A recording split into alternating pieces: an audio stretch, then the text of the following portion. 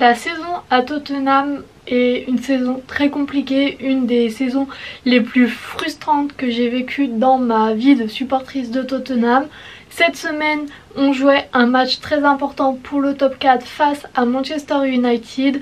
Malheureusement, ça s'est pas passé comme prévu et c'est donc parti pour le débrief de ce match-là.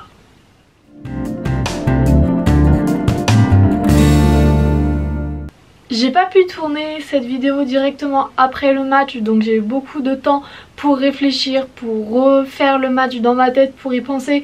Donc la colère s'est un peu calmée, mais c'est vrai que ce match a été très frustrant.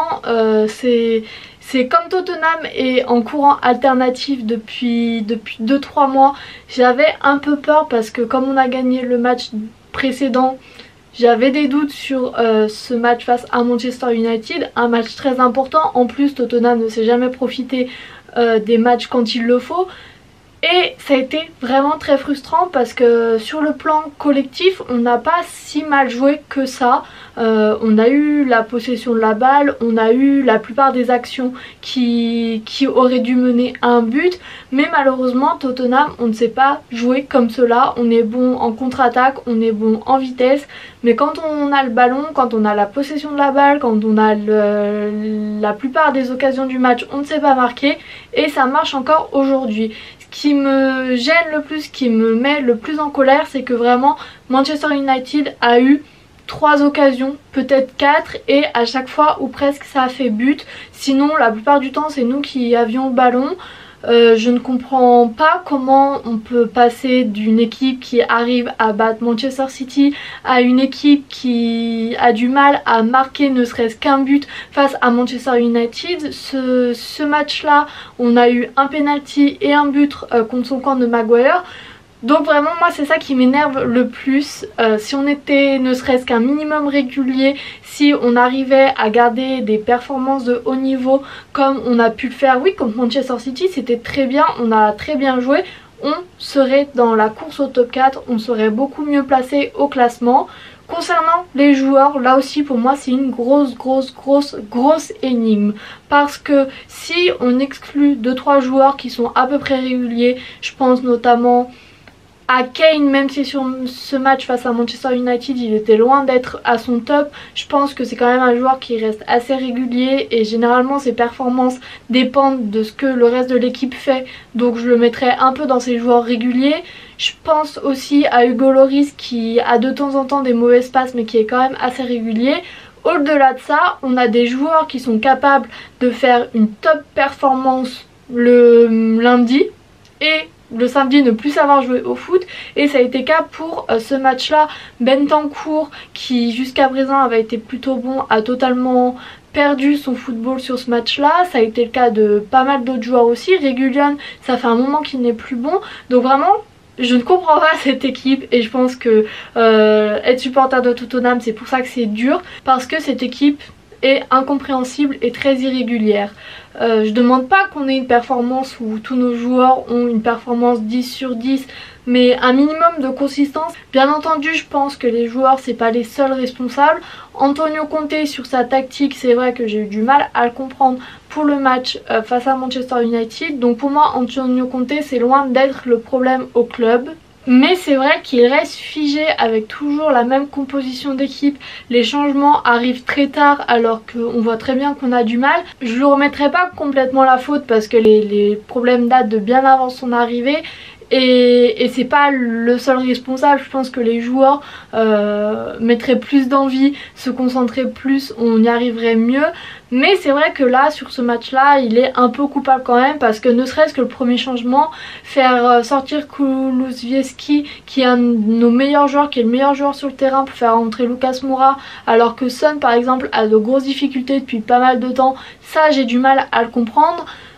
Donc pour moi, de toute façon, à Tottenham, il y a des problèmes de partout. Je pense que Antonio Conte fait un peu avec ce qu'il a sous la main, parce que quand on voit la tête du banc, on peut pas faire grand chose. J'aimerais bien qu'on fasse rentrer Dane Scarlett ou Harvey White, mais À mon sens, c'est des trop jeunes joueurs, les jeter comme ça à un moment où l'équipe ne va pas bien, c'est pas bon pour leur confiance, c'est pas bon pour lancer leur carrière.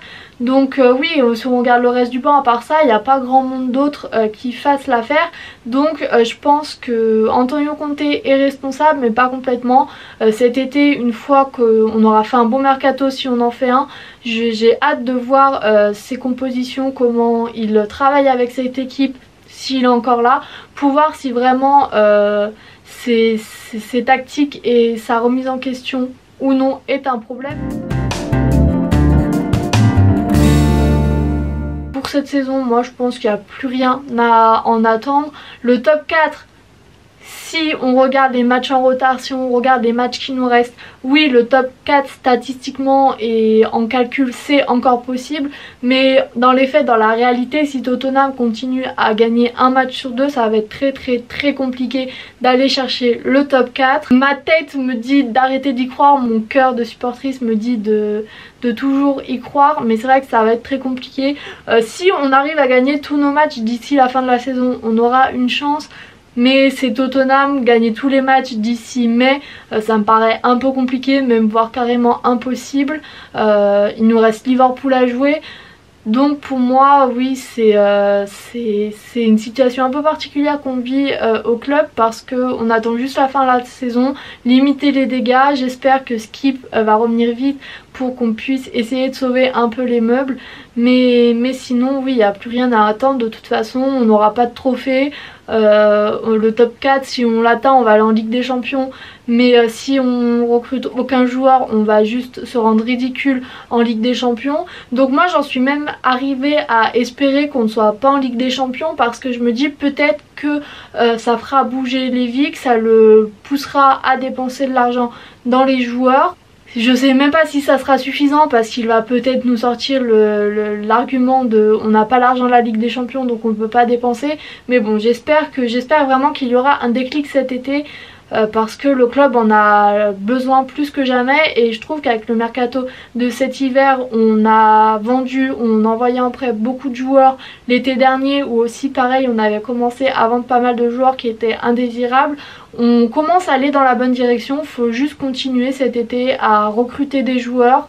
Je pense qu'au niveau de la vente on est plutôt pas mal, mais il faut absolument recruter d'autres joueurs pour réétoffer l'effectif, pour le rendre meilleur. Et je pense que là on pourra commencer à parler trophées, on pourra commencer à parler Première Ligue, ça serait mon rêve, pouvoir rentrer dans la course à la Première Ligue, ça serait vraiment un rêve. Mais c'est vrai que vu comment le niveau est, vu Manchester City, vu Liverpool, on est encore loin de leur niveau, mais c'est vrai que ça serait un peu un rêve. Au-delà de la Ligue des Champions, ça serait vraiment la Première Ligue.